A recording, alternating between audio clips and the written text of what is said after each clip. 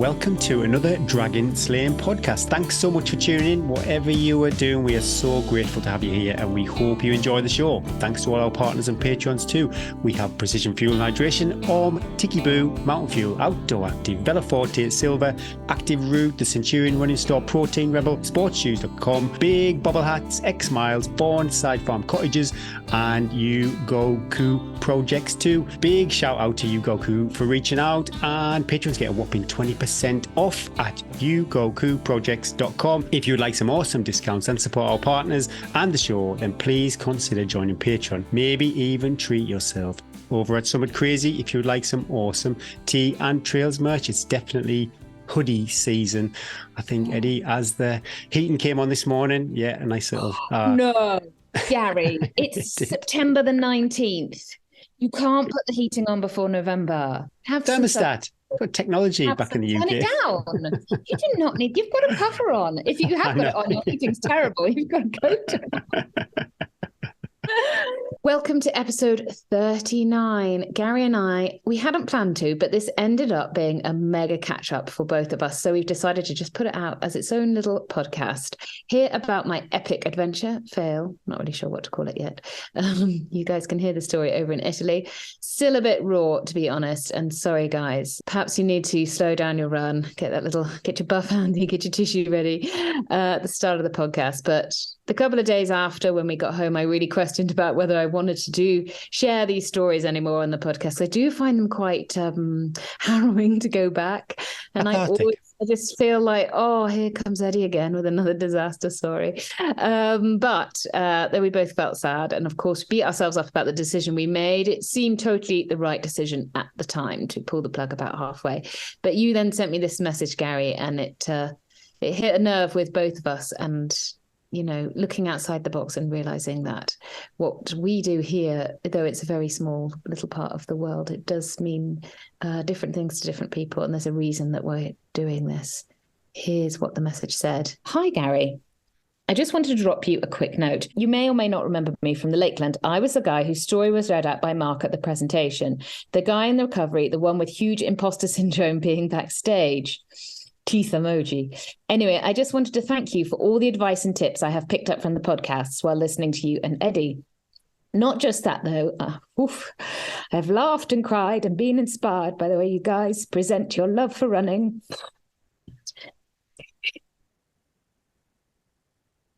And share your experience with us all.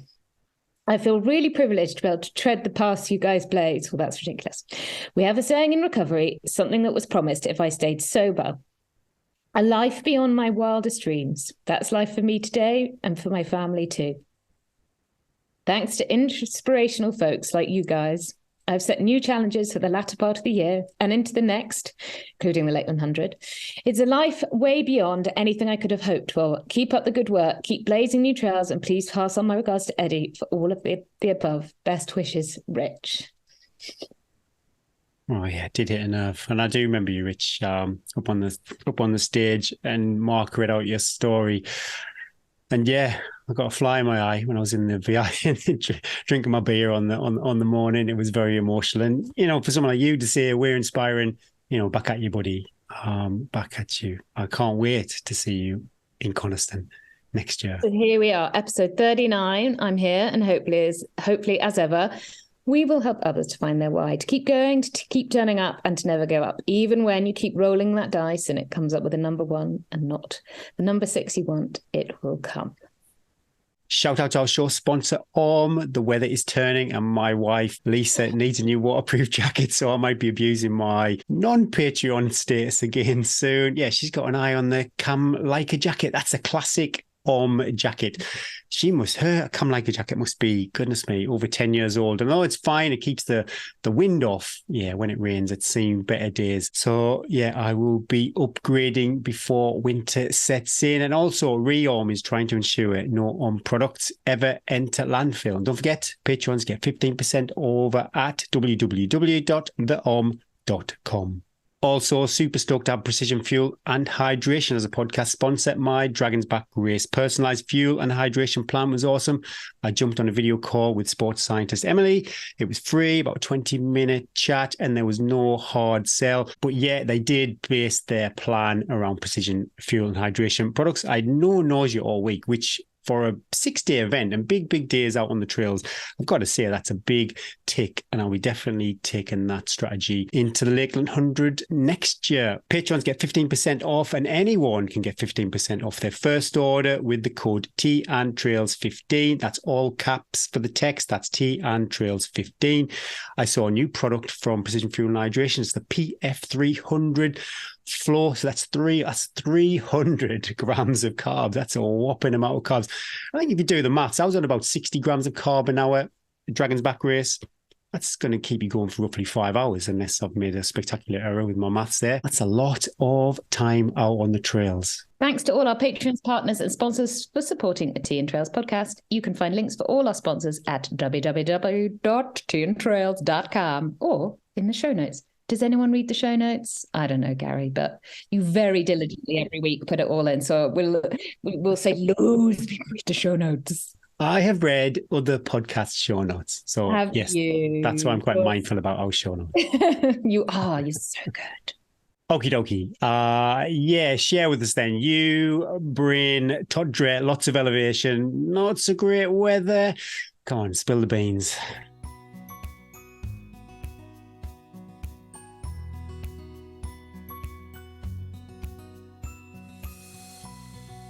Right, let's go. So it was this time last week. Oh my gosh, I feel like a lifetime has passed. As I was running this week, I thought, oh God, I never thought I'd be doing hill reps again in a week. Not so soon. Anyway, that's the golden thing that's come out of the race. So we'll go back to the beginning. So started at Tuesday, 9 p.m. That's tricky. It's also tricky when you've had to have got up at 6 a.m. to get the kids off to school, walk the dogs, we didn't have a nice restful day before getting to the start line. So we got the kids off to school, got all their stuff to various places where they needed stuff for their next activities, walk the dogs, blah, blah, blah. Loads of admin. Should not be doing that the day of a big race. You should be having a lion and sipping on precision hydration and eating oats. We got picked up. We went over to Courmayeur. I've never been through the Mont Blanc tunnel, having lived very near the Mont Blanc tunnel for quite a long time. Is it just like the Tyne tunnel? You been to that? About 5 minutes. Exactly, like the Tyne tunnel. I could have been in Newcastle. I thought the driver said it was 3K long. And as we were going through, I was thinking, God, this is really long, 3K. My God, it was 11K long. I was sort of morning. Goodness me. You could get a bit of anxiety, especially as Bryn started saying, God, I wonder where that big fire was that killed all the people. And I was like, Bryn! Anyway, we arrived in Courmayeur to a damp Courmayeur, a bit more rain than we expected. Got a coffee, got a croissant. Bryn had a little wander around while I looked after the bags. We had to come quite heavy bags because we had all food kit for running for 35 hours, 40 hours. And then we had kit to then wear on that day and then kit for afterwards. Then we thought we were there quite early because initially the Mont Blanc tunnel was going to be closed. And then it wasn't closed, but then they'd had like massive queues. And so the person dropping us off was like, I think you need to go earlier in case there's massive queues. Of course, there wasn't any queues. So we got there super early.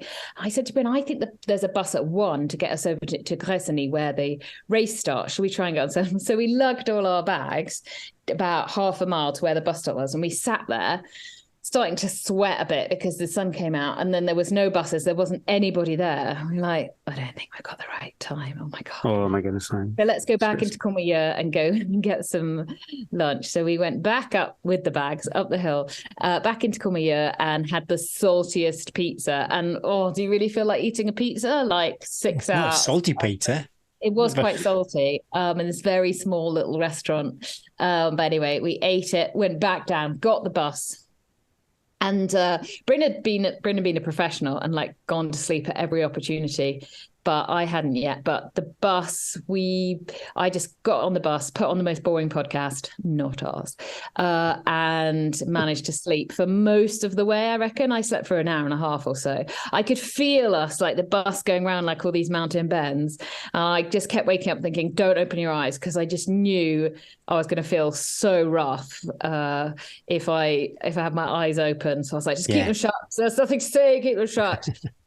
We climbed up and up, quite a big climb to get to Gresini. Anyway, we drove past the big life base where all the tour people stop and reset and get their bags and have a sleep. And we carried on. They dropped us off in this field, which had a like check-in marquee and the banners for the start. And there was a big queue of people to get their numbers. And that was it. And we were like kind of thinking, we kind of thought that we'd be dropped in the life base. So we'd have like somewhere to change, somewhere to fill bottles, somewhere dry. Somewhere to get food. And just nothing. We were in this field. It was a campsite, basically. And it started to rain. And I was like, oh, no, Brett. And then I was like, we really need to have, this is like 7 o'clock, maybe 6 o'clock. I was like, I was kind of banking on having another like small meal. And so I got changed in the one women's toilet. Nice. And Bryn just got changed outside. Everything was damp already. And then there was like a campsite little cafe. And we went in there and they were, of course, overrun, poor people. They must have known like all these people. And so they didn't have any like pasta left, because obviously everyone had gone in and gone, oh my God, what am I going to eat? So we had this sort of salty tomato thing, and we had 2 espressos. Are you drinking this too? You drinking coffee? Oh, I was like, let's do this. Let's see what happens. Bryn was like, are you sure? rolling the dice. Get it. So we had that. And then I was like, we could just sit here until like half an hour before the start, because it was really cold outside and raining. But then were people like coming in wanting to eat. So I was like, we can't be those people.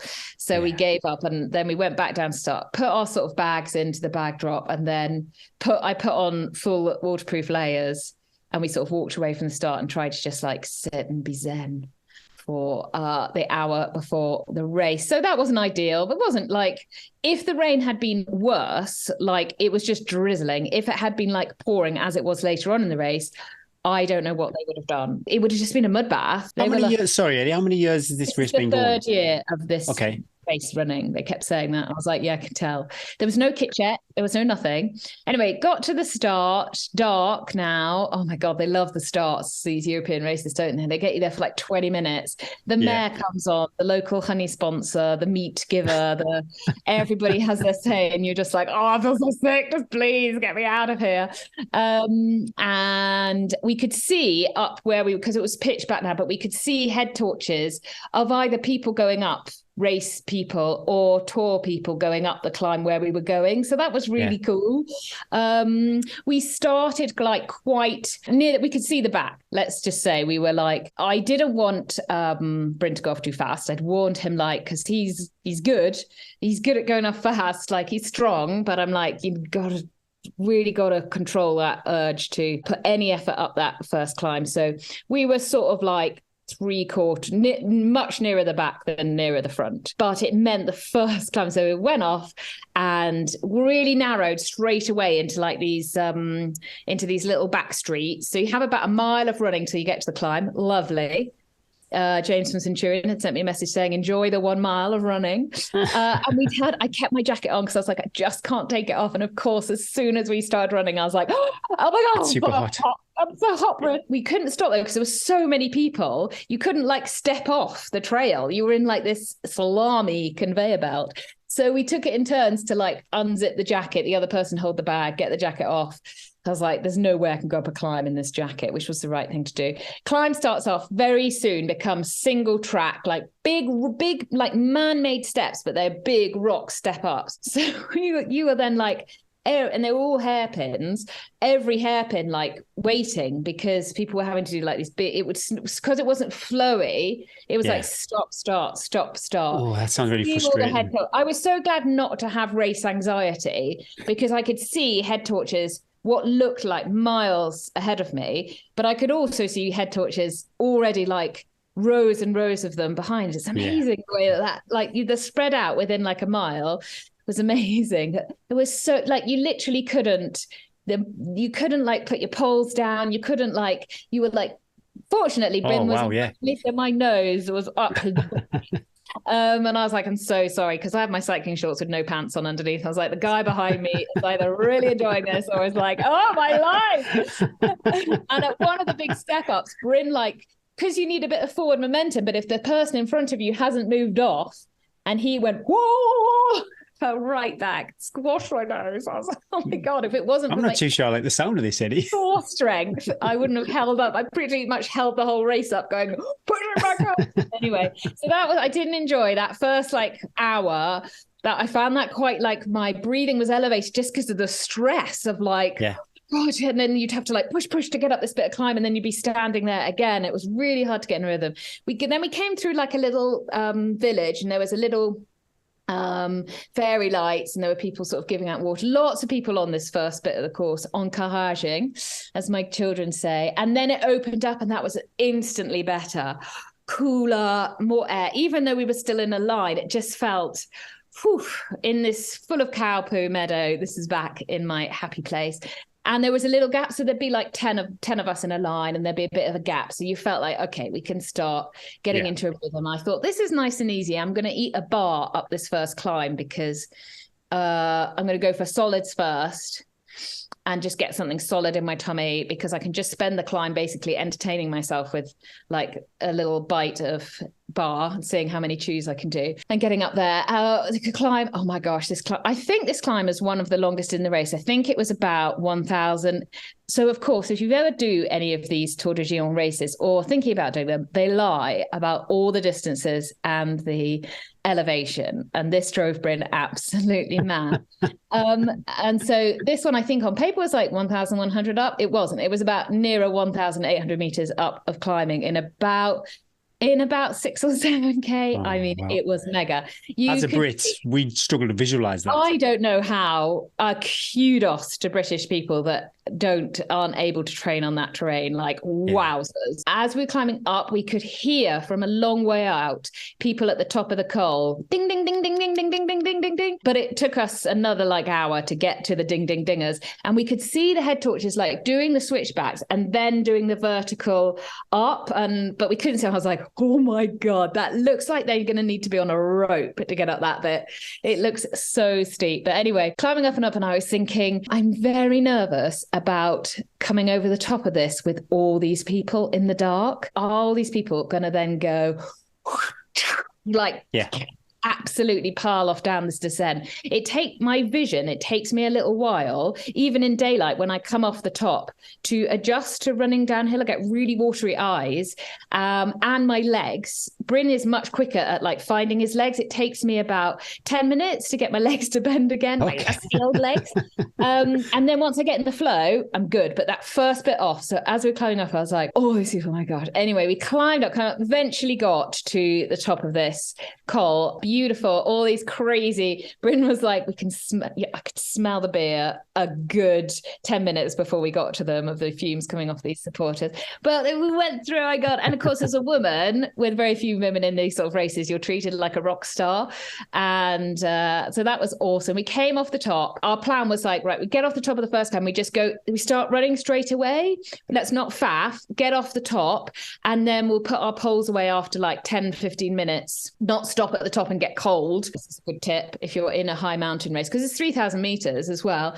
We keep running, use that warmth to get off the top of the climb, and then once you start dropping back down a bit nearer the valley, we'll sort ourselves out of it. So we dropped off the top, lovely little switchbacks. I was like, and most people stopped. And so there was nobody behind us. So I was like, phew, we can just get down the climb. We'd always aimed, even though Sabrina had said to me to run as fast as I could downhill, we always aimed to use the downhills as like, just like easy, no energy, nice and easy. So we started that lovely flowy descent. I was like, oh God, it's my sort of train, and very quickly hit rocks, chains. This is not Eddie's train. Oh yeah, I was curious because you're saying about climbing up these massive man-made steps, but what's it going to be like? I was like, oh no. this is not. And Bryn sort of got hold of the chain and went across the cliff, and I knew there was a big drop down. I was like, this is not, I do not like this. And of course, then everybody's like, you can hear people on the chain. And I was like, oh no, I don't like this, don't like this. Anyway, I thought, oh my God, as I was going down, I was like, is the whole descent going to be like this? Because I just don't enjoy really steep technical descending. It's just, I do it, but I like a switchback. I like a rocky descent, but it was the worst bit of the whole course of what we did. And it was literally 10 steps of chain. And then we were back on the rocky descent. So it was all fine after my, oh my God. So we got into this descent, lovely. And we were loving it. Oh my gosh, we were loving life. We got up that first climb.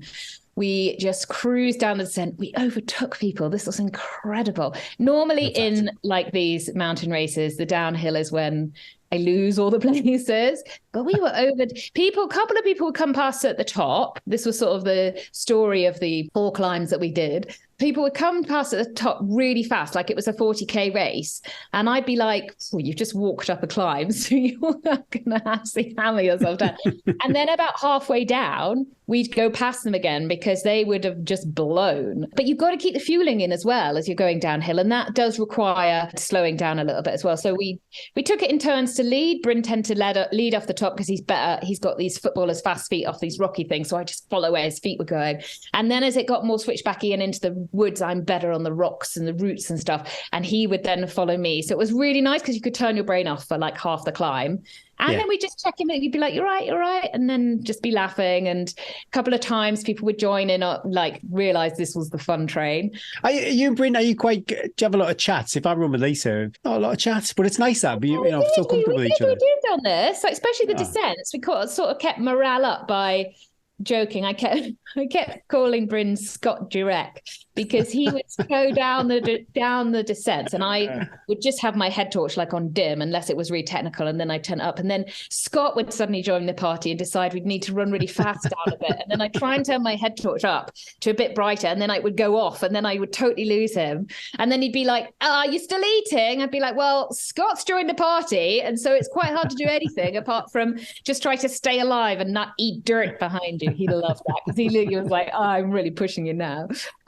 So yeah, bottom of the first long climb. So, oh my God, I mean, this is how long the descent took us. I think 90 minutes to get down to the bottom, and then we reached. My quads would be screaming. But do you know, we were so well conditioned. We just kept saying, how do people do this who don't live on a like? We'd chosen this climb that was behind our house during the summer holidays. That was really, really steep. I talked about it a few times. It was like 40%, and you could get 1,000 meters in like, I think it's like 2K. It's really, really steep, probably steeper in bits than the Tour de Gilles, but we kept going, oh, thank God we did all that climbing and all that descending on that because our legs were absolutely fine. We got to the bottom of the first climb and everybody was walking through the little town to the first checkpoint. And we were like, Bryn was such a machine. He was like, well, jog. Come on, let's jog. Let's get our jog on. Jog it out, yeah. Also, we're sort of joking that we needed to capitalize on the bits that we were good at. And that was the small bits in the town. But we were like, if we can jog through the little towns, we overtook about 10 people per little jog. Oh, you make up so much ground. I know, yeah, you're not racing, but you make up so much ground. Ultra shuffle on. And I love that term of just like, don't think of it as running, because running is a lot of effort at 2:00 in the morning, but just get that shuffle on. So we just got the shuffle on, got to the first checkpoint, Gary. And I think this is where reality struck a bit.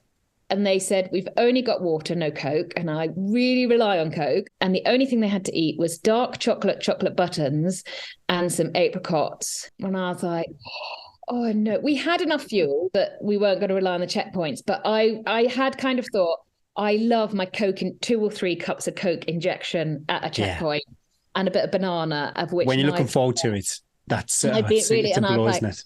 Oh, Bryn. So we're like, let's just fill up the water, fill up the tailwind. Let's just get out of here and start. And then then we went back into the ultra shuffle. There was quite a long run up towards the second climb then. And again, lots of people walking. I stabbed a woman in the Achilles with my pole. I felt awful. She was so angry at me. And I was like, I didn't. Oh, wow. Okay. She was so Do it on angry. purpose, for goodness sake. And well, I had hit her once before as well, but she was Oh, Bryn was like, just back off a bit. And I was like, no, I don't know what's going on. Mob mentality. I'm really sorry. Okay. And there we start the second climb. And there was a theme to these climbs. If you've been to Chamonix and climbed up out of Chamonix, it's the same sort of theme. They start in the woods. You come out of the towns, they're very steep and rocky, and they start in the woods and rooty. And they're quite slow going because they are switchbacks, very well worn by lots of people. So we started, and then we got into queues a bit again on this second climb because you just have to have one person that's a little bit slower, but there's nowhere to overtake, especially in the dark. It's really hard. And he would get worried that by like, let's just get past, even though you have to then hit 160 for a minute hit to your get burners past. for a bit. Yeah. But then you can just get back into your flow because somebody else's flow is not your flow. So we had to do that a couple of times at this climb. It did the forest bits are my least favorite bits wherever. I don't like climbing up through forest anyway. And then it opened up into the meadows. We didn't really know where we were because it's in the dark, but you kind of can guess where all these bits are. Lots and lots of meadows. And again, just endless climbing. But we kind of knew what was coming. What was nice about these climbs now, the little refuges start opening up. About halfway up, suddenly we got to a refuge and there was a little bit more biscuits, Coke, water. After this, I think this is where what time of day or night is this? So this must be about 2 o'clock in the morning, 3 o'clock in the morning. Okay. Yeah. Again, like you get to these refuges and they were full, the tiny little rooms full of a lot of sweaty men, no women, of course. And it's so bizarre that it's like 2 o'clock in the morning and you're trying to get round somebody to get this small biscuit that you think is going to help you up the rest of the mountain. But cool, we were still absolutely loving it, working. And Bryn was loving the fact that we were just like, we'd go into these little checkpoints, come back out, just grab some, got to keep moving because people would just be sitting down like... yeah, I never understand that. Why people... well. Yeah, maybe. And Bryn was just loving that we were just moving through the field rather than the other way round, and that did feel good. Got up and over, and then another long descent. But again, we were like, okay, we've got the rhythm of this now. This is good. A long descent, feeling good. No, literally like a really cruisy third gear. Like there was no... Didn't feel tired, didn't have any questions of like, oh my gosh, I can't do this. My legs are too tired. My tummy felt a little bit upset, a little bit nauseous, but nothing like I do find nighttime running hard. Like I know that I struggle with taking on fuel in the night. So I was just like sipping, letting it drip. Did you have how many carbs roughly were you trying to get? Oh, I don't have that. I don't have any of that. Just keep things going. Again, this could be something I need to work more hard on. And we descended then into, is it Val Tanesh? I don't know how you say it. A big life base. You'll recognize it if you don't need watching on the tour. When we'd been up the second climb, it had started raining and there'd been these flashes and Bryn had said, can you see the lightning? And I said, no, it's the race photographer. Yeah, the race some photographer. Epic flash. We could hear the thunder and lightning, but it was only just like spitting. So we got down into this big checkpoint. I took a picture. I think I shared it on Instagram. This was 4 o'clock in the morning because I looked at my phone to see what time of day it was, how much longer it was going to be dark. And I thought I'll send the kids a picture of mum and dad in the middle of the night so they think that we're really cool. And they'll get it when they get up to get the bus for school in the morning. We ate a load. We found this sweet tea and we had loads of sweet tea and bananas. Bryn had some coffee. This had stuff you'd never want to eat, but it was what it is. Dried bread, Coke. We left there feeling pretty chipper. As we left there though, and this was the first time as we left there to going up our third big climb that we were by ourselves. So that is how long it took to come out of these like conga lines. 7 or 8 hours into the race. I know there's been lots of talk about people in European races have done this, felt the same about CCC, and so it takes a long time, especially if you don't start near the front and to back up the tail. Anyway, this was the first time we got into the woods where we were like, we're on our own. Okay, this is it now. We don't need to beat to anyone else's drum. We're just going off by ourselves. So started going up into this wood and the rain started coming down, but it was kind of hot still. I was like, I don't know, I'm going to get the jacket on. Is this just going to pass? Or are we going into the head of the storm? Little did we know at that time that we were heading into the head of the storm. Eventually, we were like, this is ridiculous. Let's get our jackets on. So we stopped, got our jackets on. Should have put more clothes on then, but we were, it's hard when you're climbing because you're warm. So we just put jackets on. The rain, the thunder and lightning was right over the top.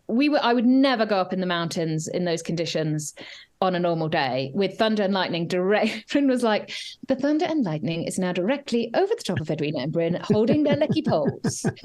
Just hold your pole a little higher and the lightning will strike you down. So it was right over the top of us. And then that's super scary. That's super scary. Hail. As we climbed up, there was this tiny little shack, and the door opened of the shack, and there were about 6 people from the race in there going, do you want to come in? Yeah. But we were like, oh, shall we? And I was like, if I stop, it's going to be so cold. Let's just keep going. So we carried on climbing. The trail just became like this river running down. So Bryn started going, keep your feet dry, keep your feet dry. And then you can't, can you? Yeah. What can you do? It was absolutely, it was gnarly. We could see some light. So we now climbed up to like the bottom of this dam. I thought it was like the bottom of a ski piece, but actually it was the bottom of this dam. And then we went along the like inside of the dam with the big concrete bit. And I was like, oh, this is the stuff of like Jurassic Park when the dam overflows due to the epic storm. So you're cracking the concrete. We came to one of those like unexpected tiny little refuges. And so went in there, and of course it was absolute carnage. I've never seen so many naked men, sadly not in a good way, in my life. Everybody the guy was trying to scan my bracelet, but I was so cold I couldn't get my jacket, like we couldn't find the bracelet. It had gone like up, and I was like shaking, trying to get and thinking, oh my God, the bracelet's fallen off. It's got so wet, it's fallen off, and he's going to disqualify me and blah, blah, blah. Anyway, eventually we found it. And we got in there and we were just like, right, we need to put on all our clothes. We need to get warm. Bryn got out his gloves and he put his gloves in his pack, and they were just everything. It was just, I looked at him. I didn't say anything because I was like, you must be so disappointed in yourself, right? Put on all our clothes. We couldn't get to it because there were so many people in this refuge. We could like see the food, but we couldn't. How big are you, roughly speaking, of what we're looking at size-wise? Like a carpet size, a sitting room carpet size. I mean, there was no space. There was a fire and people were like standing by the fire trying to dry out. And I was like, it's tricky to know how long you stay in this to get warm and how long you're just going to go back out. You're going to get instantly soaking wet again. Yeah. And we've still got quite a little bit of climbing to do to get to the top. What do you do? So we got as warm as we could. We got food, we got the tea, we refilled the bottles. And this is where I think my tummy, I was like, I haven't drunk anything for the last like 2-3 hours of that climb. Nothing. Oh dear. And then the thought of eating or drinking started to make me feel, I was like, I don't want to eat or drink. Oh no. And this is where I should have said to Bryn, we need to stop. I have to slow down and I have to eat, which I did.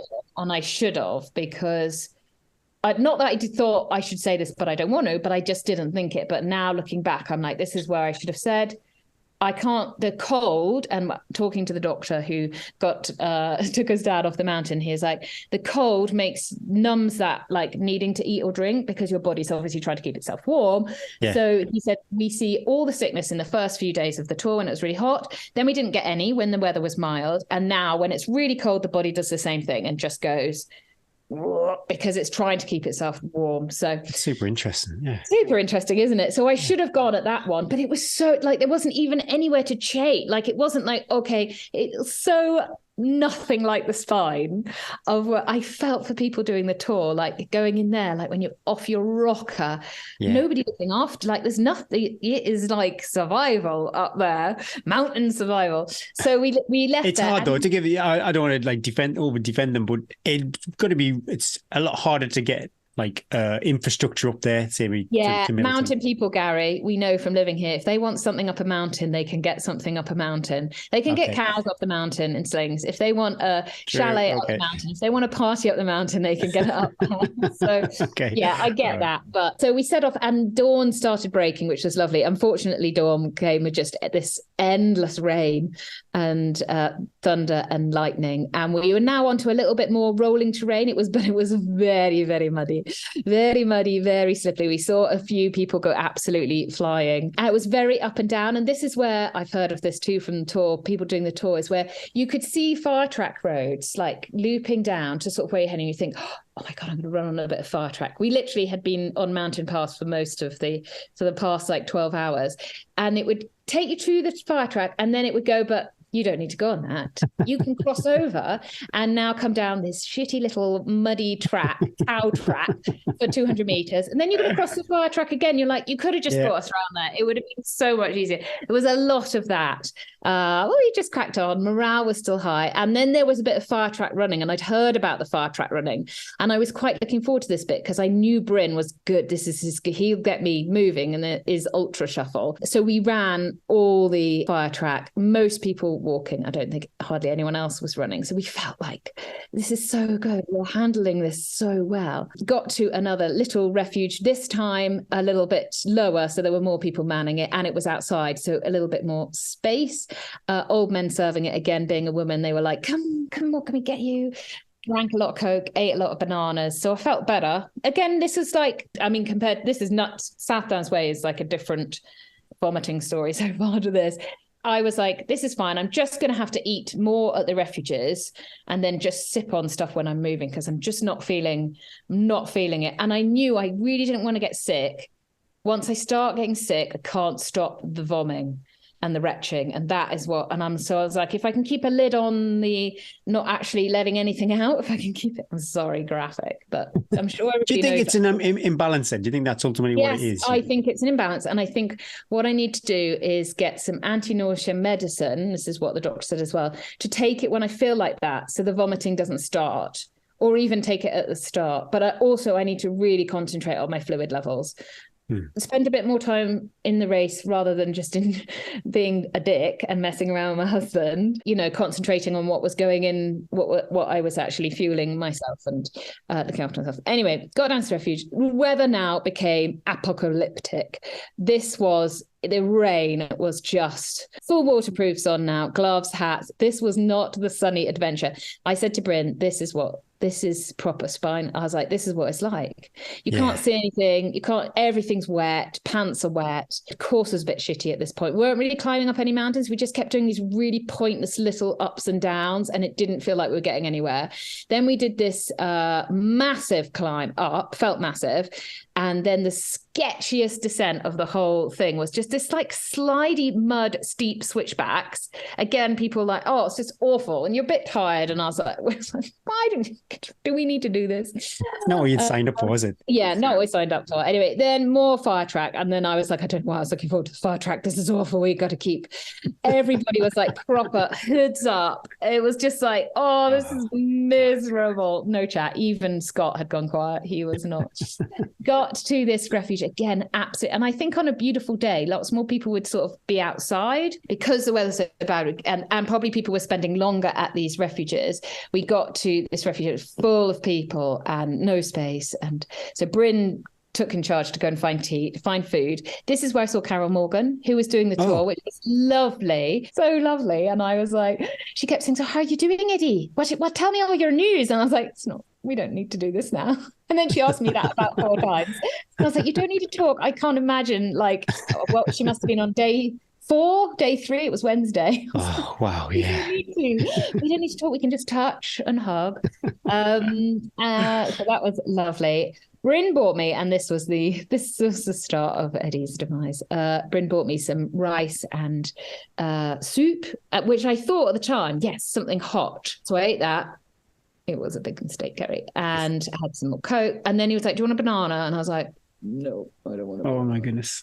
And they said they said 700 meters up to the top of the last fourth climb before you head down into Oyas, which is the life base, which was where we were. Well, once we got up to this refuge, we were halfway basically. And then there was a long descent into Oyas, and then there was 3 more climbs to the finish. Bryn was a bit like, oh my God. This is we've still got to get up this climb. And then there's 3 more. And he was like, I saw it in his face, the fear of like, what is to come. And we started off up this climb, and we'd put on everything we owned to come out of this refuge, because when we went in, the weather was terrible. As we came out, the weather was clearing. And we were instantly absolutely boiling in 3 layers. And I was like, oh my God, I'm going to have to stop again and take all our clothes off again. Oh, that admin, Oh, my goodness me. no, it was awful. Anyway, we started climbing up. It was steep, but it was lovely. It was the best climb, probably because it was the only one we could actually see as well. It was the best climb. It was lovely, but unfortunately, the vomiting started, and I could not stop it. And we got hot. I didn't know what to do, Gary, because I thought we're climbing away from life and humans and civilization. Yeah. We're going up really high. We're going back up to 3,000 meters, and I'm hanging over my poles. I can do 4 steps and then I have to stop to retch. 4 steps, stop. Then Was it triggered? So I remember Little 100, I was triggered by eating food. That made me vomit. Yes. Was that what was happening to you? I had that rice thing. Okay. It went into my stomach, and my stomach has said, I've been waiting for something all night to purge on. And so I'm going to purge on this now. And I thought, oh, I was like, if I start being sick, Bryn, I'm not going to be able to stop. But I couldn't. It's like a drug. I was like, I just gotta stop being sick. I just wanted to get it all out. So poor Bryn. So we were just like, oh my, everyone was so lovely coming past us as well, going, are you okay? Are you okay? And I was just like, this girl that had jogged past everybody a couple of hours earlier, being all chipper, was how the mighty had fallen. Oh my, I have never felt like, but I believed. I was like, Bryn was like, look, if we're not, you want to carry on up to this refuge? And I was like, yes, of course, but also really frightened that I actually wasn't going to make it, and I was going to just have to lie down. And I was like, I don't know how we're going to get off this mountain. It took us forever to get up to this, and we could see the refuge, and I just had to keep sitting. I mean, wow, I crashed hard. I really did crash hard up this climb. Oh, it was awful. Got up to this refuge, and again, it was just a tent. You're not actually in the refuge. But I saw a chair. I was like, right, I'm just going to sit in this chair. I just need to, what am I going to do? I said, Bryn, can you get a medic and see if they can give me anti-nausea tablet? They were lovely Italian medics. Oh, Italians, they loved them. And they came over, and she's like, could she be pregnant? Just because I am my husband. No, I'm not pregnant. They were lovely, and they were like, we can't give you any medication unless you pull out the race, because they had to give me an injection into my muscles or something. I was like, honestly, you can just give me. Anyway, I couldn't stop vomiting still. Then when we stopped, the lady medic was lovely, but I was like, you don't need to rub my back while I'm vomiting, honestly. And they took me inside, because then you just get cold and the body's like, anyway, someone bought me some crackers, and I was like, I'm not going to eat those. I'm not going to eat those. But I actually did start eating the crackers, which is a big turnaround for me, because at South Downs Way, I couldn't even keep water down. And that was the end, because it was too dangerous. I couldn't even keep any fluid down, but I managed to eat a cracker and a cup of Coke. And then I was like, I felt so much better. So we were up in the middle of nowhere. There was nowhere to get off this mountain. It wasn't a case of like, well, you can jump in a van and get taken down. And I wasn't even thinking that. But I think Bryn here was like, the medics were they were like, she's not good. And I was like, you don't know. This is good. You're seeing me in a good state. This is not too bad. I'm eating now, I'm drinking again. But that took about 2 hours for me to come round to do that. I'm making it sound like it took like 15 minutes. It took me about 2 hours to get a cracker and a Coke down. And goodness me. And the medic's like, it's very dangerous. If she can't eat and drink, you're putting yourself at very high risk by the danger that you'll put your body into. Because long-term risk too, not just that. Yeah, the long-term risk. She was like, the long-term risk, if you can't get fluid or food down, you mainly fluid, that your kidneys are going. And she pressed my kidneys, and I jumped through the roof. They were so sore. But anyway, still, I was like, Bryn, don't listen. You don't listen to these people. But of course, he's my husband, and he's just dragged me up this mountain as well, seen me like in a terrible state. We had an option of 17k descent down to the life base, or we go off the other way and we can 6k, I think we ran down, and we can get back to Cormier much quicker than we're the other side of the mountain, basically life base. And Bryn was like, to be honest, by the time we run down to that life base, I'm done. He's like, I'm done. I don't want to carry on with you. I don't want to drag you round the next 3 climbs.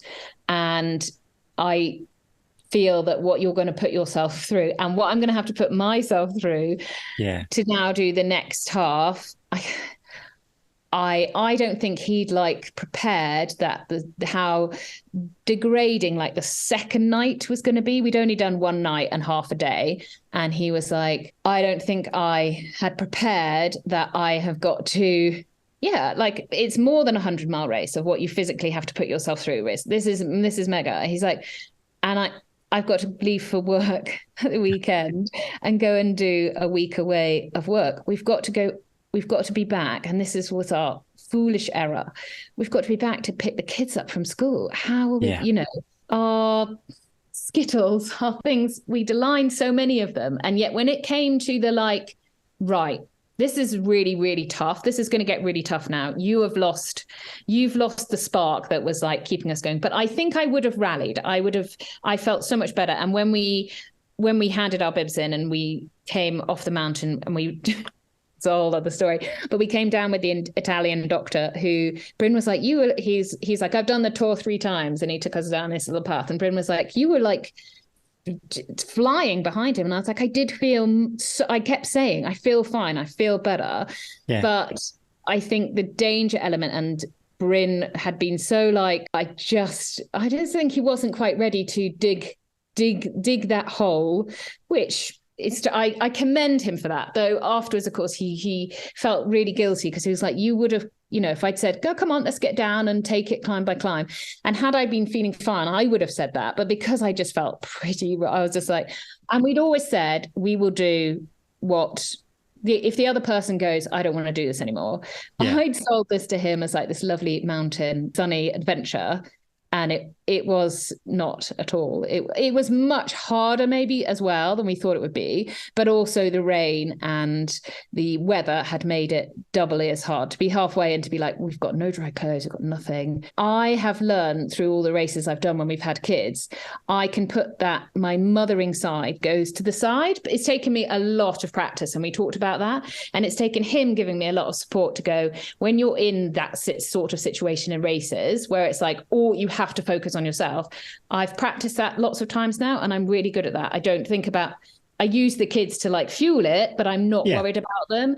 But he was like, we go back up another climb. Suppose that happens to you again.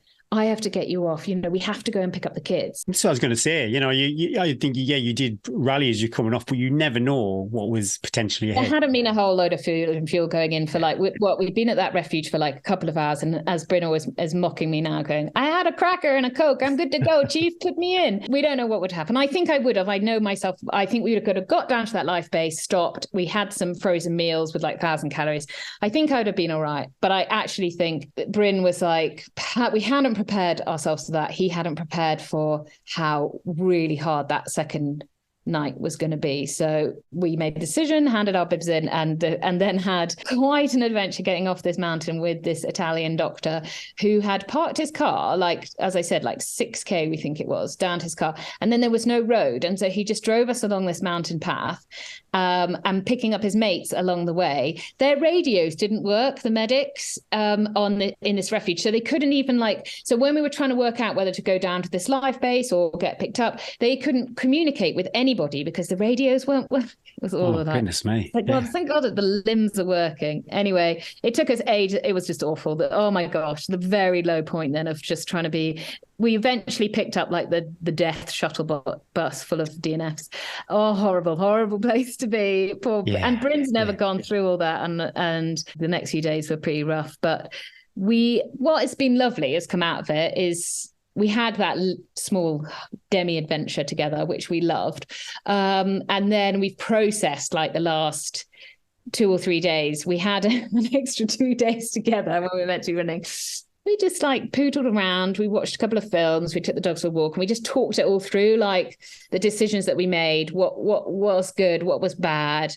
And we sort of came to the conclusion that he loved the adventure. He loved the training. He loves being in the mountains with me, but he didn't enjoy the race aspect of it. It's not his thing. He I didn't get enjoy that. all those Yeah. people. He didn't enjoy having to do what other people are saying. He's like, I loved all that. I loved the jeopardy. I loved being out in the night. I loved all that, but I don't think I want to do the races, which I think is good. I think we don't feel we have to do the races. And then we sort of But said, the race is quite external, I think. It's quite an external yeah. end product while just Yeah, he's like, I enjoying what loved you're all the doing. training. But he was like, I don't think I put enough thought into the actual race. Like, I enjoyed the Yeah. training and the process so much that I kind of thought the race would be handed to me.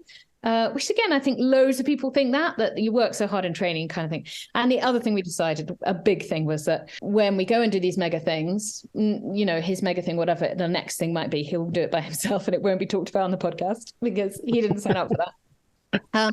But when I go and do my mega things, the other person needs to be at home to release that other person to That's a good go point. suffer. Yeah. And like the spine, I was able to just I immersed myself into that completely. And he was at home with the kids and I didn't have to rush back. I didn't have to do it. He took her, whereas us both going away and doing that, by the time we actually got to the race, we'd done so much admin, so much organization, so much worry about how who's going to look after the dogs, who's going to look after the kids. And then when we came back, I think that was a big thing. Bryn couldn't go. When we came back, we then had to get the kids back in, look after them. Yeah. And they're just not old enough yet that they would be like, it's okay. I think it would frighten them if we'd both come back. Absolutely. And of course we came back and they were pretty we came back on Wednesday. Yes, we saw them on Thursday night anyway. And they were ruined. They were really quite emotional. I think they had been worried when they'd been told we hadn't stopped and they were tired and they hadn't brushed their teeth. And Bryn was like, can you imagine if it had been another day? So maybe we went when we decided to do this when they were too young. It ended up not being really about the race at all, that chat, sorry, but about our little adventure and what we've come to. But the golden silver lining, the best thing about it is that Bryn and I have come out. We've had this really concentrated few days together. Honestly, nothing. And when you've had a child with your partner and you've given birth in front of your partner and it's been, mine certainly weren't plain sailing, but that always brings you no one else has shared that experience. Oh my goodness me. Yeah. Of having your child together. And I would honestly say this is the only time when we were at that top of the refuge, 3,000 meters in the storm, and this medic put his blanket over me and Bryn looked me in the eyes and he was like, we're not going on. This is not. And that look in his eyes is that I've only ever seen that look once when I had our middle child and I very nearly died from hemorrhaging. And I saw the look in his eyes of he just was so frightened and so out of his comfort zone of oh my gosh, my wife. And I saw it again, he won't mind me sharing this, at the top of the refuge of I'm not in control here. I don't know how to deal with this. And so that was the moment when I was like, this isn't what this is meant to be. This is meant to be fun. So it's quite unusual, isn't it? You're so full of jeopardy, but then you're with somebody who's so precious to you. It's quite an unusual Exactly. Mix. And funnily enough, I had lots of messages from other husbands saying, we 100%. For me, I had no problem putting myself in that position because I had Bryn, and we've talked about this too. Whereas the other way around, and then that sounds like old fashioned and stuff, but that's the way he is the one, he's the rock, he's the one. I do the laundry, he looks after us. So we've come out of it stronger. I love him even more when I think I can't love him anymore, and more learnt. And a great adventure. And anybody thinking of signing up, because I know that TDG is getting more and more popular and Tot Dret, do it, but go into it with your eyes that this is not. Appreciate that second night. Run. You just see UTMB times. And I listened to, I think it was Coopcast this morning on my walk, and they were saying, for an okay runner, you're going to be about 30 hours on that kind of train. So it's nailed on a second night out there. So yeah, fully appreciate the elevation. You might think, 100 miles in the mountains. I've done Lakeland 100, blah, blah, blah, Hardmoor's 110. I think it's the altitude as well. This is much higher than anything than UTMB as well. You're higher for a lot longer. Yeah. And so lots of things. Anyway, I hope you enjoyed my little story and made a bit of sense. I shall stop rattling. Thanks for sharing that, Eddie. It's a lot to share. Thanks for that. You didn't have to share all of that. I know I always say this, our trauma doesn't have to be content, but yeah, you're very generous sharing. Gary, it was never meant to be all about me, this podcast. I'm sorry, but you're such a good audience because I don't think you spoke for that 49 minutes and I just poured out my whole little adventure. That's my role in the podcast, isn't it? Just to keep quiet. You nod at me. You're so good at it. And so I just kept talking. It's like a therapist. I'm really sorry, everybody. I wonder how many people fast forwarded through that. But I feel much better. You got it off your chest. Well, my week was quite dull, actually, in my reflection. You thought it was quite dull, did you just say? My week was quite dull. I thought it was quite dull. No, I would never say that. I had this was the most interesting thing. I was sitting in Costa Coffee in Pete Lee, very glamorous Pete Lee, and I was looking through some old Dragon's Back pictures, and I was there with Lisa, and I really started to lose it. And I think Lisa thought, "Oh my goodness, Gary, what's wrong? Like something." Did you think you'd had a message from somebody saying? Yeah, super important. Something actually important. And I just kind of sprayed out Dragon's Back. What were you snacking or drinking at the time? Was it like latte and cookies? A flat white. I think I sprayed a flat white. Oh. Yum Yum. Maybe I had a Yum Yum. I don't think Costa sell Yums. I can't remember what it was. But yeah. I had the morning of a big event hit hard. So I did have to take myself off looking through pictures. It was really funny. There was one guy, Rob. This is what really triggered me. This Australian guy. We shared quite a few miles together over the week. Eventually he pulled away. He's a stronger, younger athlete than me. But it was just like... Not better. I was like, I probably won't see him again. He's English, but he lives in Australia. I just thought, I'm not going to see him again. But for that week, we were in the trenches together, and it really, Rob, reach out. Gary wants to new friends. The bromance. He's probably thinking, God, who's that weirdo talking about me, share me on Instagram. But yeah, that was probably the major part of my week. Apart from Rex. Fickle friends, these your four-legged buddies. He was not. Normally, I'm like the alpha of the house, and he'll sit next to me. He'll know I'm the one who walks him, predominantly feeds him. But yeah, because I've been away for a week, that role had shifted, and he was not my best buddy. Monday, Tuesday, Wednesday, but things are back to normal now. Rexy Cuddles back on the menu. Yeah, Rexy Cuddles back on the menu. But what we thought we'd do, a few people reached out with some questions. So then I asked, I think on Facebook, if you had any other questions that maybe I didn't answer during my reflections last week. And yeah, quite a few people reached out. So we're going to go through that because I've literally done nothing, no running, lots of walking. All you've done is cry over Yum Yums in Costa. Oh my goodness, I had 3 Yum Yums in one day. That is good. They were obviously playing on your mind because you mentioned them a couple of times now.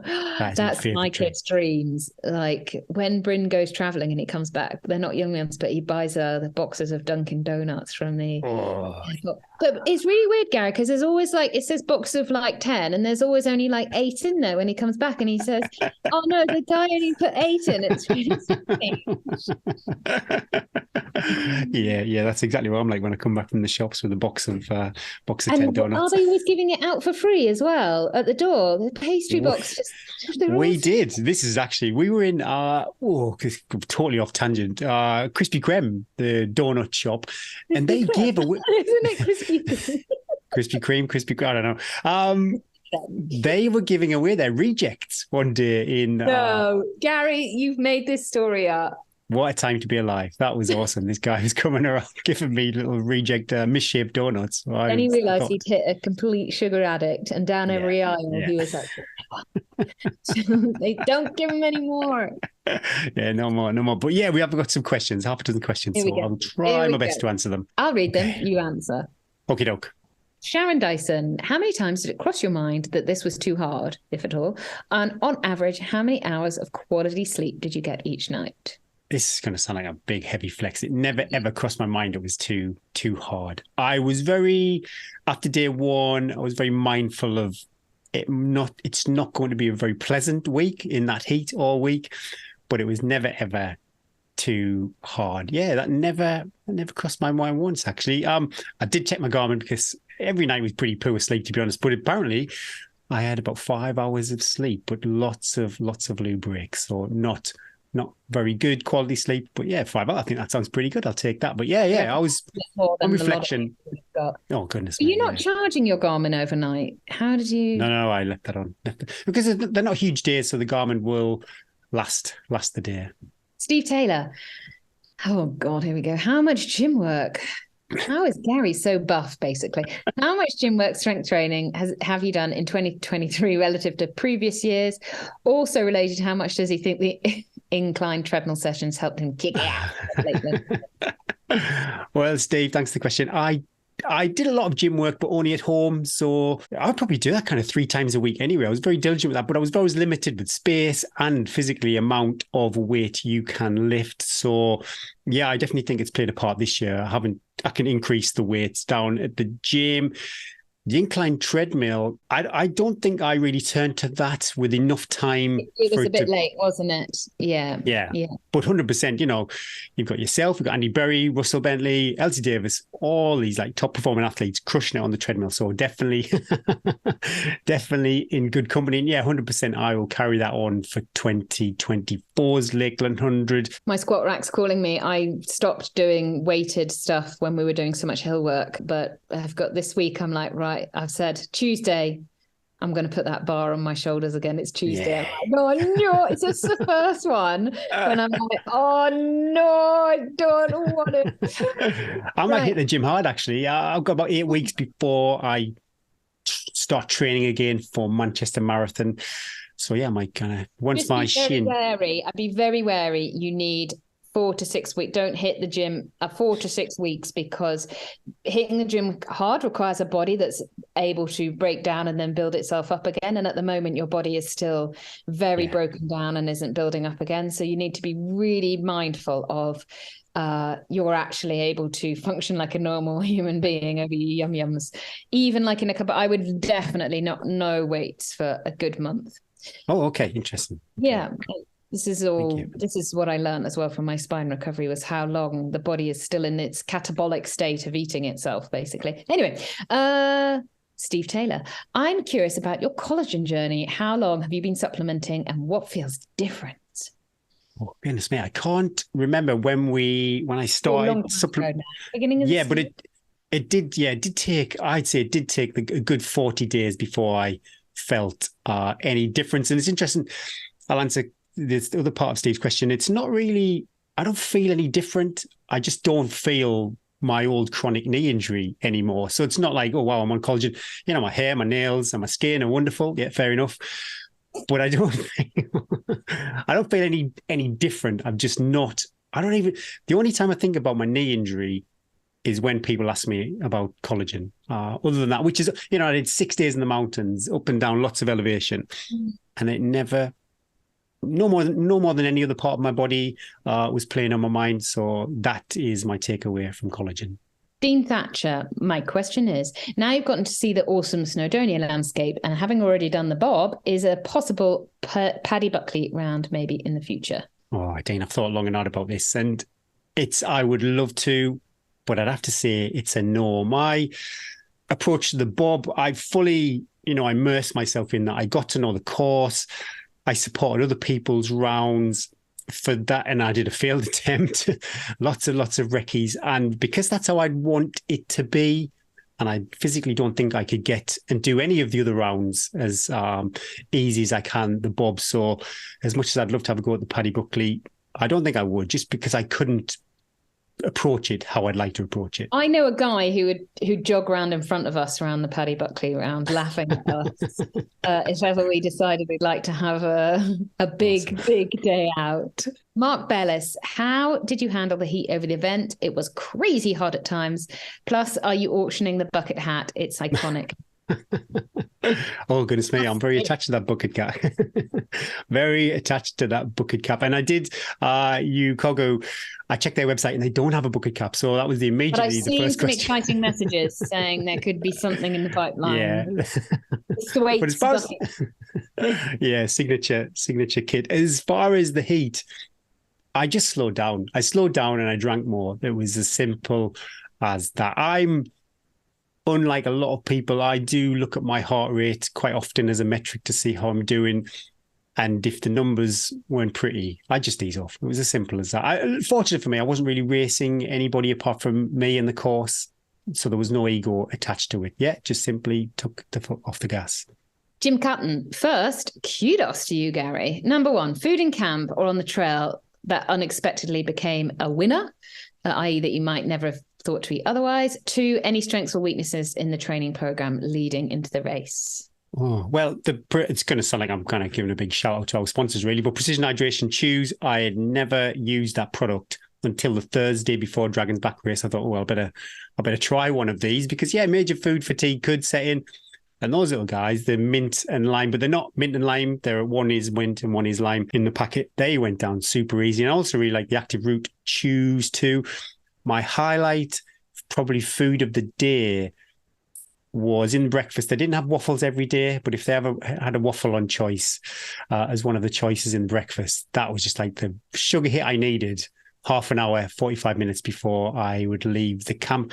Strength and weaknesses. Oh my goodness me. I'm quite an immature runner. I probably run too much. I think there's not a lot of quality. Well, there's a lot of quality, but maybe not specific quality. Probably more to do the Lakeland 100. Maybe I'll apply this going forward next year. I need to do more time on the course at roughly race effort. A lot of the times I go over and do recce's, and they're wonderful, jollies, days out with friends. I mocked you on your gap pace. Yeah. So not so much the Dragon's Back race, because I didn't really train for the Dragon's Back race. I trained for the Lakeland 100. If I could reflect really interesting, back. Isn't it, that you trained for the Lakeland 100? But I do think as well, like training programs, like we getting the balance between the bit we love, which is the long days with mates in the mountains. If we were professional and someone was paying our salary relating to our results, you couldn't do that. That would have to be out of season. That time would have to, the long run has to be focused on time, specificity. But the actual time we spend with mates in the mountains, that's the bit that we love, and that's why we do it. Oh goodness me! So, yeah, and I'm mindful of. I really enjoyed the Lakeland 100 and Dragon's Back build up, and that if I'm going to get this 24 hours at Lakeland 100. I might have to be a bit more selfish with my time on the trails going forward. No, you just need to hang out with Andy Berry rather than... Yeah, well, we have that. It's funny. We've got a few... Andy. Hi, Andy. I drive him crazy. My gap pace is terrible. But yeah, we have got a few people in our group. There's a wide range of paces, and some are doing the 50, some are doing the 100. So the conversation has already happened about maybe... we need to or maybe I'll go over together, but we just run at different speeds and regroup at the end. That is possible. So yeah, that's the plan. And yeah, on the treadmill inclines at 15%. I'll be crushing that.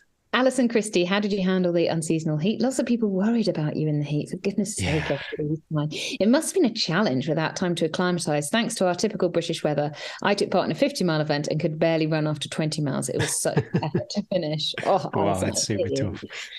Again, like I said earlier, I just slowed down. But this is not something I've ever done before, but maybe because of the heat, every water source that didn't look completely disgusting, I would stop, I would sit in, I would just be pouring water over my head. That is what I did. And yeah, I normally, because I'd be so focused on a race, I wouldn't be kind to my future self, and I'd skip past those moments, but not this time round. And it really did rejuvenate me. I remember one time on day 3, there was a really nice bit of water. It was in a bit of shade. I sat there, chomped on some food. I got about 40 grams of carb on me. I had filled up my water, drank a lot more water, bucket cap, just constantly soaking my neck and head, and put my wrists in there. All those things that we picked up on the podcast. The wrists, that's something I'd ever heard of before. But oh my goodness me, that was sensational. So yeah, just really stepping aside from being a racer and just looking after yourself. That's all I did. Pete Richards, what was the biggest challenge you faced with this being a multi-day race? What lessons can you share around this? Drinking enough in that heat. Day 1, there wasn't a lot of water on course, so you could run the risk of being dehydrated, but purely, keeping the fluids in. I think I mentioned on the podcast, day 6, my wee turned pretty close to red, which wasn't healthy. But other than that, I think generally I was quite well hydrated, but it was always mindful. Drink your water. I would never start a race with 2 liters of water on me. But then, wow, it would go super quick. And anytime you saw water source, yeah, I would fill up again as long as it looked okay. I should have had a filter. On reflection, I didn't have a water filter. So I rolled that dice with every stream that I filled up from. Yeah, luckily I've got away with it.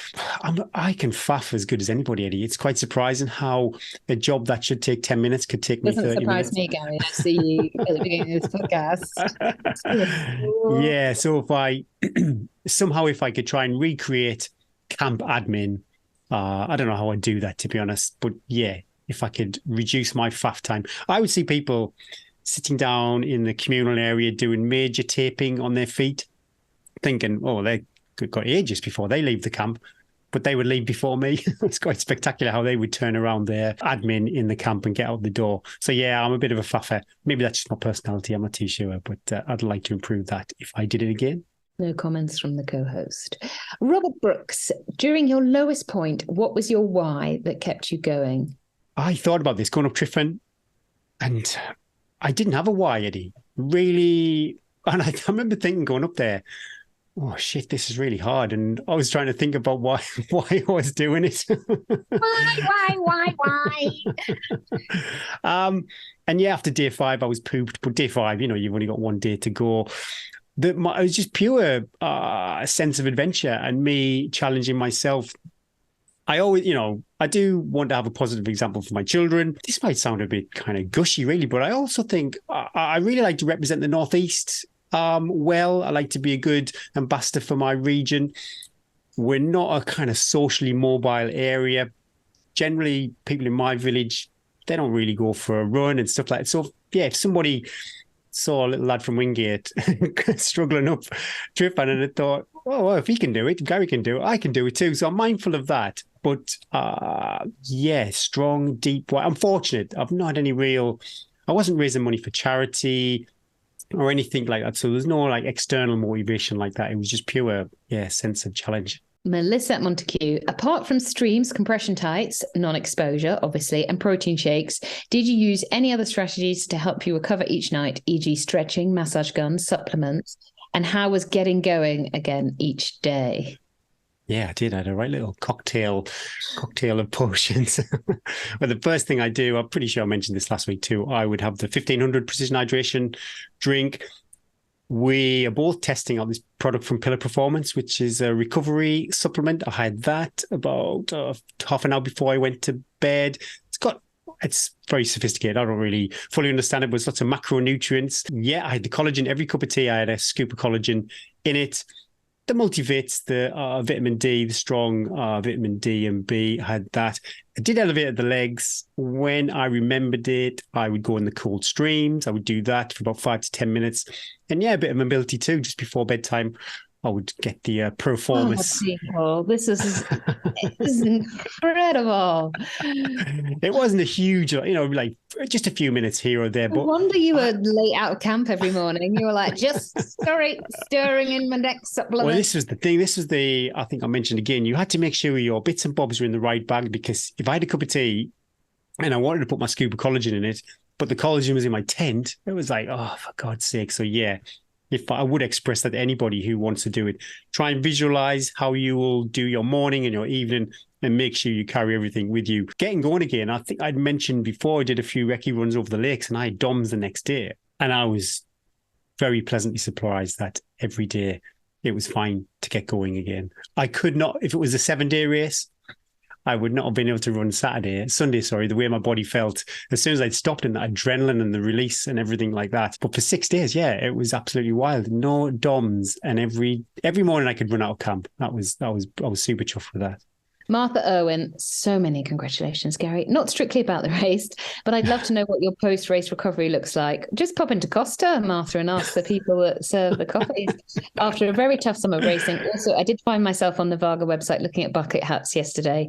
What have you done to me? Thanks, Martha. Thanks. I have gone full on Homer Simpson, basically. It's quite staggering, Eddie, my capacity for junk food. It's something that I admire so greatly in both you and Bryn, is your capacity to go from one level to the other overnight. just as I think I've reached the limit, I find another gear and I can keep on pushing pushing through. Anything with sugar, I'm just like drawn to anything. I'll kind of pretend that granola's healthy, but we all know it's just oats with sugar You're on like it. my But kids. Well, what about a good bowl of granola and yogurt and chocolate chips? Can I have that? yeah. I do think it's quite important this moment. I try and have a lot of discipline when I'm focused for running and training. And I will say no to a lot of stuff. I'll say no to alcohol. Luckily, it's not really a strong draw for me, alcohol. But yeah, even some junk food, I'll say no to it. So yeah, I'm fully embracing this week or two. I don't know. And yeah, I'd like to get on the horse again soon and start training really as soon as not my feet anymore. My shin says yes, but I've already planned out. I've already looked at actually my kind of schedule for 2024. There's no rush just yet, so I'm just going to enjoy good 2 months actually of just getting back into running. Emma Hardwick wants to know the name of your dragon. Yeah, I thought this was great. Eddie again.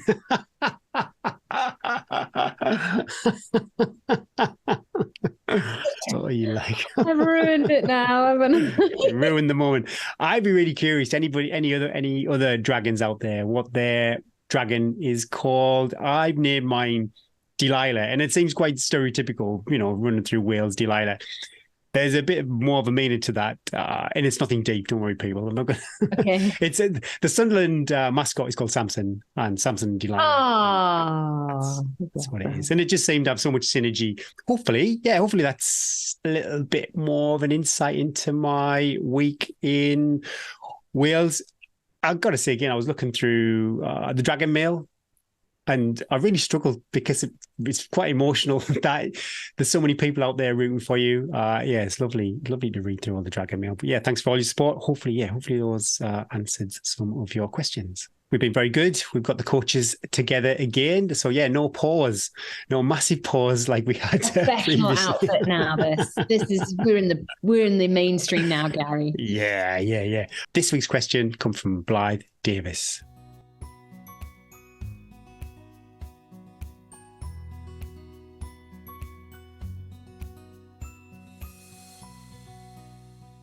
I often feel like I start each year back at the same place after building fitness and speed over the spring and summer, but losing it over the winter.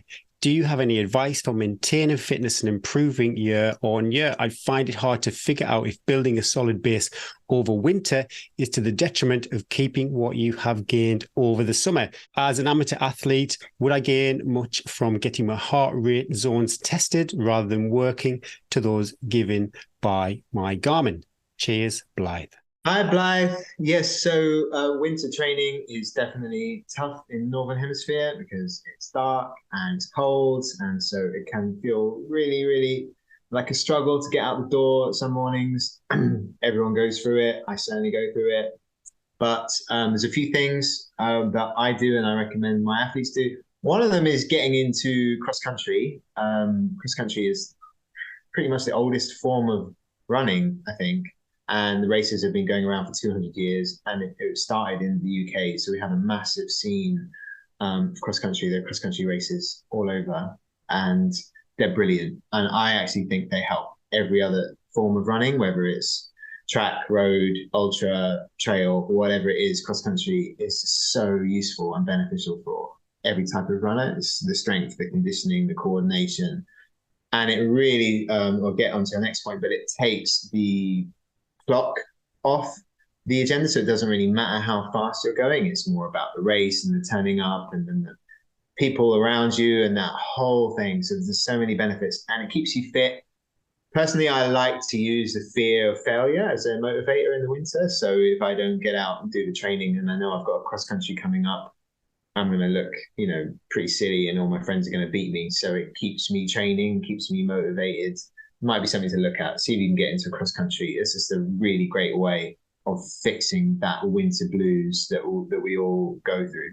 Otherwise, it could be just something like having a red line, even if it's like I'm just going to get out for 4 runs this week, and whatever happens, those 4 runs are going to get done. No matter how low the bar is, just to start from somewhere. 4 runs a week is just infinitely better than no runs a week, obviously, but it really does start to add up. So just putting in a really low bar where it's non-negotiable, whatever else happens in your life, no matter how dark and rainy it is, there are going to be at least 4 that get done, and that can at least put you on ice and prevent your fitness from sliding. So that would be something else I'd think about. With the heart rate zones, I mean, I'm sorry, I'm just not really feeling like you need to do that right now. It's really about just getting out training, and I really feel like focusing on the heart rate zones sucks joy out of running and prevents you from really appreciating your surroundings and being present in the run.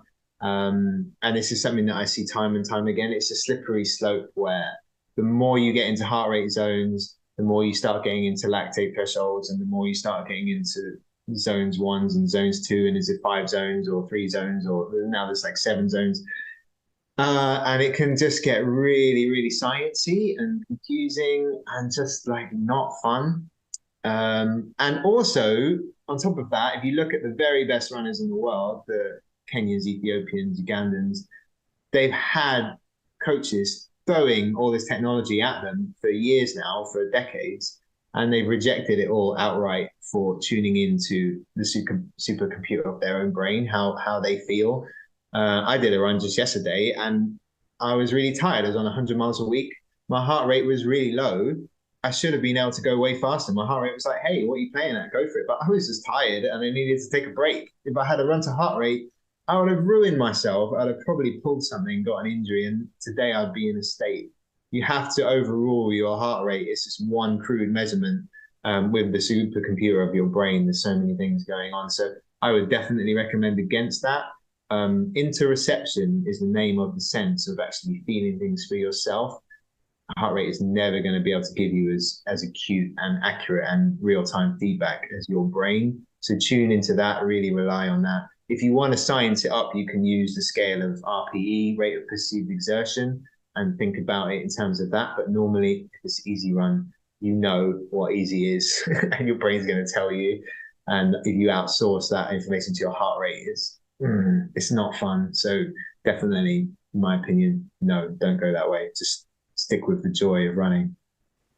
I love the cross country, Russell. I think that's a great shout. Yeah. But I don't know about you guys. I don't really separate summer and winter. I train for the event. So I don't think apart from maybe Christmas where I take my foot off the gas and enjoy a bit more family time, but I generally, there's no separation between what I do in the winter months over the summer. I do periodize, and a large reason is just because of the races that are available. You're not going to obviously get track races in the winter, and it just seems to be harder physiologically to do the really fast stuff when it's -2 and raining. So I do tend to periodize and do a bit more base work along the slower stuff in the winter. Obviously, everyone's different. Yeah, if you really hate that stuff, then by all means try and by keeping it the same as in the summer. So I would say definitely look in terms of winter, in terms of getting your training regime and, whatever you want to call it, blocks, phases, periodization, whatever works for you, whatever you want to call it. But divide your training up into those areas. If that falls over into the winter period, then, or you're training for a specific race, then that's essentially just what you have to do. But, I see the winter period as just building very, sort of a great opportunity for low level activity. So, good zone 2 stuff. And it might be that, for example, you do less running and, for example, you might go and do some fast packing or something like that. I think that's a really good way to build strength and to feel good and get outside and enjoy winter in the howling wind and rain. But do look at maybe stuff like that. The other top tip for, getting through the winter period is, if you don't like going out in the dark, if you don't like being out in the cold, is get on the treadmill in the gym.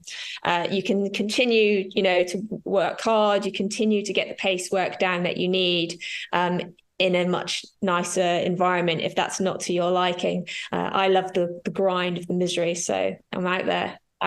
But if that's not for you, then those would be my those would be my top tips in terms of getting through the winter period, so that you're in a good position to either go and do the specificity for your race, or to go into the summer and start adding real value to your training then. But you must put your training in some kind of block or periodization, for example, if you want to get your optimal result. Like you can't just run, have a break, run. You've got to have some kind of structure there if you want to see improvement.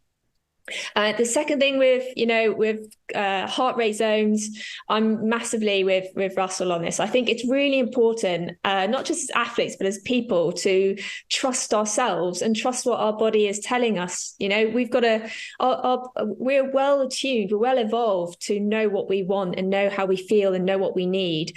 If we just give ourselves the time and space to listen to what our bodies are telling us. My watch today told me to go and do like a hardcore threshold session. That ain't happening. But you've got to. I'm a big believer in trusting yourself, trusting your body, and I think the best way to really get into your heart rate zones is to look at RPE, rate of perceived exertion. So how does this feel? Classic zone 2. I mean, I do it quite a lot with my athletes, but nasal breathing is a really good way to keep yourself in a low heart rate zone. And it's not for everyone, and people don't like doing it a lot of the time, but the fact is you can't do a hard session nasal breathing. So find something that works for you. If it's nasal breathing, if it's singing a song, if it's chatting at a certain level, you've got to find something that works for you. But I would say always trust RPE, trust how you feel.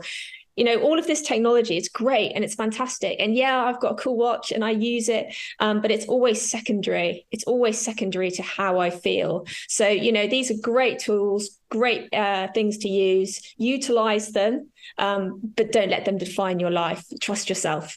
The only thing I'd add to that, dear Blythe, is just understand why you want to build a base. What's the point? You say year after year, I'm not getting any faster. I feel like just build it back up and then I go back into the winter again. The whole point of building a base, anybody's listening perhaps don't know what the base is basically it's like the foundations of your house. And so you need to build those strong foundations, because you can't then add on to the others, the good stuff, the fun stuff, the speed work, the longer tempo runs, the easy, steady tempo runs. If you haven't got that strong base, spend the winter, and this is what a lot of you'll see sort of maybe on social media as well, professional athletes who spend the winter. Most of those European athletes will go onto the skis to cross train, so they can do hours and hours of really boring, low intensity stuff. But it builds this massive foundation. It basically means that you are making your body as efficient as possible. You are increasing your stroke volume. You're lowering your resting heart rate. You're building all those. The way your blood can go through by building more capillaries, the efficiency of your body by building that base means that then you can then work harder when you add in the speed, and you can then get faster. But if you don't have that base, you're always going to hit that plateau. And so don't think that building the base and doing base miles in winter don't feel you're slacking like we often feel as runners. Oh my gosh, I'm doing 50 miles a week, but all I'm doing is jogging around, splashing through the mud with mates. I'm doing mountain biking, whatever floats you. That is perfect. Do that in the winter. Keep thinking of that. I'm building the foundations of the house.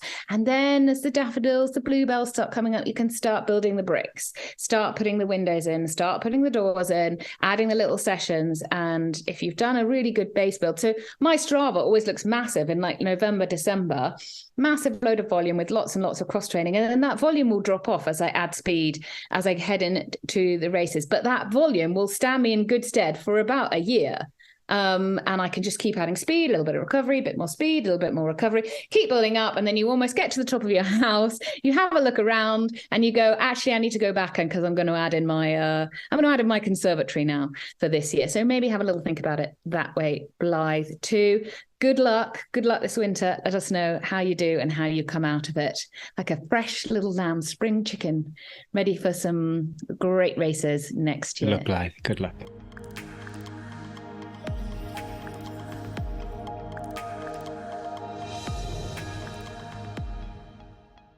I always love Tales from the Trails. It's our chance to turn the spotlight over to our community. And the first thing we do is chat about our Strava club, Lee Wingate.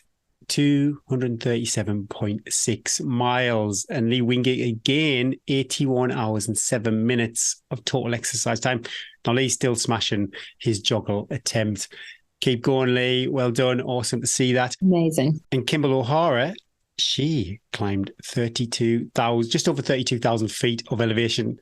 Request to follow those. I can't really see what she's been up to. But either way, awesome effort. Oh, and this is long overdue, actually. Apologies to the Silverbacks RC. Yeah, shout out to the Silverbacks RC who have just completed a 34-mile ultra in aid of Halton Haven Hospice. They also started a men's-only running club back in May with the goal of getting men out running, walking, talking, with a focus to improve physical and mental well-being. However, it's gone from strength to strength with the lads confident enough now to tackle an ultra marathon. Awesome. Well done, guys. Yeah, and sorry, I didn't read it out a couple of weeks ago. Apologies for that. We got some results from Punk Panther, the Yorkshire Reservoir Darks results. Ooh, sounds a bit violent for me, this race. Half marathon, first female, and overall winner was Rebecca Chandler Bostock, and first male was Sam Ling. 20 miles, first male, John Parker, first female, Jenny Horn. 32 miles, first male, Stephen Kirk, on a blisteringly hot day in 4 hours, 41 minutes. And currently ranked number 3 in the ITRA UK League, first female was Karen Sorwood. Yeah, head over to punkpanther.co.uk if you'd like to check out any more of their race series. This week's Tales from the Trails comes from Paddy Gorrell. I was catching up on your podcast, episode 35, during a training session, and a question was discussed about injury. A listener had asked about loneliness during recovery from an accident and how to remain positive. This was something that really hit home with me, and I thought I'd share my story. I love your podcast. I love listening to all the great coaches and runners you speak to. It's really inspirational listening to athletes throughout the field, but this was the first time I'd heard a question that resonated with me and my own recovery from injury. I live in the Lake District, and back in 2019, after years of procrastinating, I was finally getting prepared to make a good go of training to do a Bob Graham round. I promised myself I would set aside a solid 6 months of training for an attempt in 2020, but fate had other ideas. In August 2019, whilst on a bike ride, I was in an accident. I was hit head on by a car travelling on the wrong side of the road near Lawswater and came off very much second best. I'd broken bones in my neck, back, pelvis and hip. I had 6 broken ribs, a collapsed lung, and spent a week in intensive care over in Newcastle. For a while, my family weren't sure if I would survive or be able to walk again. But once it became clear to me I was going to be able to walk again, I set my targets on making it as close to a full recovery as I could so that I could make my Bob Graham dream a reality. That one goal has kept me going through the toughest of days over the last few years. I broke my recovery into small chunks to try and break my progress into small achievable steps. I was walking without support by Christmas, and in March 2020, once my MRI revealed all my bones had healed, I was back running again. At first, it was a disaster. I had mistakenly assumed my fitness would be the same as it always had been. So after 9 months of not being able to run, I think an attempt to run up Lord's Seat and Broom was probably a bad idea for my first run. It took me hours to do the 7 miles and I felt like a complete failure, but it was a start. And after some resetting of immediate expectations, I was able to start small and build my fitness again. In 2020, on the anniversary of my accident, my daughter and I ran up Castle Crag to complete all of the Northern Western Wainwrights, a target I gave myself as part of my recovery. In 2021, 2 years after the accident, I did the Scarfell Pike Marathon, and in 2022, I completed my first ultra, the Kong Lakes Ultra in Keswick. Whilst I only did the short course, I was able to finish way ahead of my expected time and even managed to finish third in my age category. At this point, I thought my Bob Graham dream was on, and I discussed a 12-month training plan with my coach, Matt Lavoy. 2023 was a great year. I ran the Abraham's George Fisher Tea Round and Great Gifts Loop, Yorkshire Three Peaks, and the training program that Matt developed tailored around my ongoing injuries and issues was really helpful in coming together. I did the Kong Lakes Ultra course 6 weeks before my Bob Graham and finished in the top 10 second in my age category. The dream was very much alive and I couldn't wait to get started. In August 2023, on the 4th anniversary of my accident, I set off from Moot Hall on an anti-clockwise loop. I was so confident and it started so well. It was a true fairy tale. At Honister, I was 20 minutes up. Wasdale, I was up by 30 minutes and I was having a great time. Leg 3 was tough. The weather really changed and there were a few nav mistakes which cost me time. But I still arrived in Dunmill with some time in hand on my schedule. As the darkness came in on my way up Seat Sandal, it all started to go wrong. I lost a little time on the first couple of fells, but was confident I could make it up once things flattened out from Dollywagging. But the weather had other ideas. It was so foggy that as soon as I put my head torch on, I could see nothing but the reflection of the mist. I couldn't even see my own feet. Oh my goodness. I struggled to run any of the route to Clough Head, slipping, tripping, and generally feeling miserable. Unfortunately, I had to call it a day after 21 hours when I arrived at Threlkeld at the end of leg 4, an hour down on my plan. I was gutted. I was very emotional when I saw my wife and dad in the car park, but I think we all knew it was over. I had a brilliant support crew. I love being out with my mates, both in training and recce's. And on the day itself, I'm sad it didn't work out, but I was so pleased to get to the point where I genuinely felt I had a chance of doing it, that I never felt truly beaten. On another day, it might have gone differently, but on the day, it didn't happen for me. Since the big day, I've been a bit emotional and lost. Some of my long-term niggles have become more troublesome, but after a few weeks rest and moping, I was back on the fells last week and having a ball. I will have another go again, most likely in the new year, but I just want to share my story to encourage others to keep going and not give up. The running community is brilliant. There is always someone out there to share your journey with. I had so many highs and lows during my recovery. It has been an emotional roller coaster. If I were to summarize what's kept me going into some key points, it would be talk to your friends and family. My family have been really supportive and friends always there to talk when I'm at my lowest. I can't stress how important it has been for me to talk to others, to come to terms with my feelings, struggles and progress. Break recovery into small chunks. I made my recovery a competition when the only thing my physio could let me do was stand on one leg for 30 minutes. I tried to do for 35. When I did leg lifts or lunges, I always tried to do more than I was asked. It wasn't much, but it made me feel like I was achieving something when I wasn't walking or running. Look back when the hard days come, and they will. Always look back at how you have come. I used to keep a record of my early training and physio sessions so that when I had a bad day, I couldn't hit my daily targets. I was able to see I was still making improvements. When I first walked, it took me 45 minutes to walk half a mile. I felt useless, but a few months earlier, I couldn't stand on my own. This perspective was always a positive help. When I failed at the Bob Graham, I felt terrible and like I'd let down my support crew, but to even get to the start was a huge achievement. One I now recognise away from the heat of the moment. It hasn't dampened my spirits to try again. Running is a gift. I have no real talent or ability, but I love the fun of being outside and in the fells. Being close to having it taken away from me made me realise how much I enjoy it and how much I cherish it. Post-accident, I take myself and my running a lot less seriously, and I just enjoy the time I have to be out and about. I know I won't be able to do this forever, so I make the most of what time I have, slowing down and enjoying the process. Paddy Gorrell. Oh, well, Paddy, thanks for sharing that. My goodness me. I love that. You know, looking back, appreciating where you've come from and where you are now. If you're feeling down, just to reflect on the past. Such positivity too. I know it's not been tough, Paddy. It's not always been plain sailing, but yeah, super important. Thanks for sharing your story.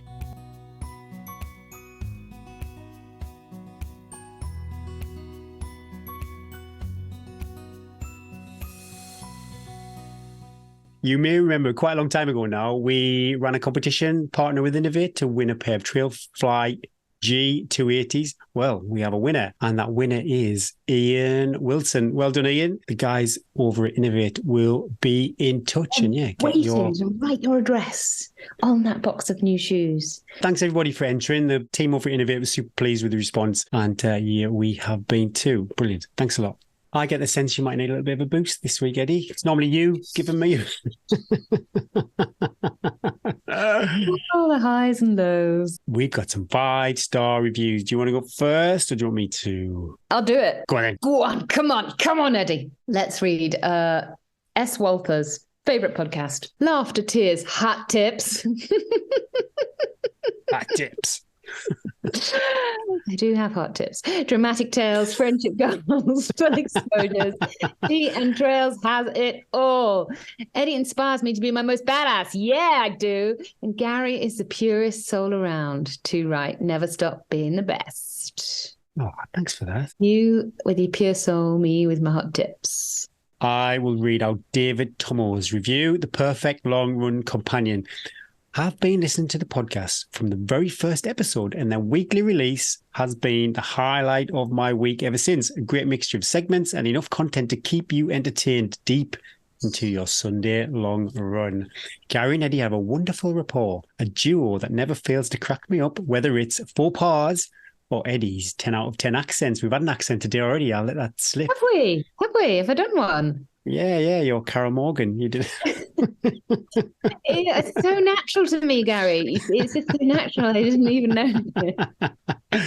When I'm struggling to get out the door, I know I can get myself motivated by another episode of Tea and Trails. And that's without even mentioning the brilliant guests. Keep up the great work. It's nice to be part of the Tea and Trails community, although a shout out to the mid-pack would be nice, as I'm never going to top those Strava charts. Hey, I think we should. I think we should do Strava high, medium, and lows. That's a good shout, David. We can make that happen. Thanks for your review.